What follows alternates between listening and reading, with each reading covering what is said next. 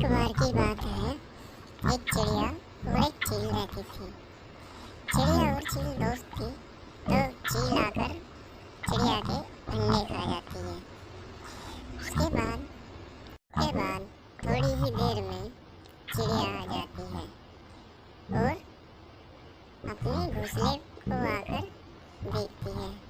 फिर वह देखती है कि मेरे बच्चे वो कहाँ चले गए।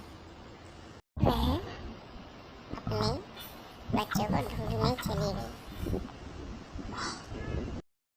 Like and subscribe and share and follow and bell icon press कीजिए। धन्यवाद।